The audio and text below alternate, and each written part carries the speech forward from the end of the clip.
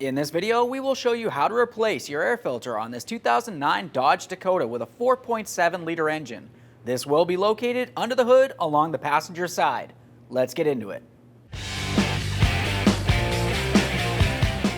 Over at the air filter, we can continue removing this with one simple tool, a flathead screwdriver.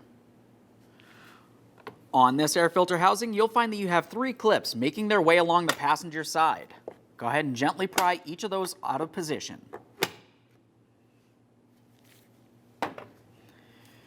Now we can grab onto this top air filter box, we'll give it a little wiggle and pull it towards the passenger side to remove it along the driver's side.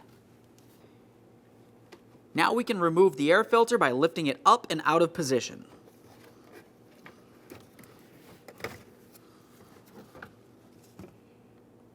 There it is, friends. Before we install our new air filter, have a peek inside the lower box. Make sure there's nothing inside there. Assuming that looks good, let's continue on with our installation. We'll take this air filter and slide it in place, making sure that we have all of the air baffles facing down.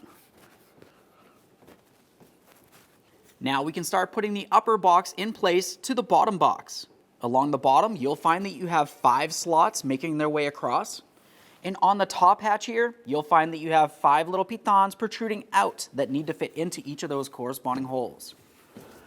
Let's get this lined up. Once you feel as though you have all of those in place, we'll continue on by bringing down the passenger side and putting in all 3 of our locking clips. Once it's down as far as it can go and you're sure that all 3 areas are lined up, lock in each of those mounting clips.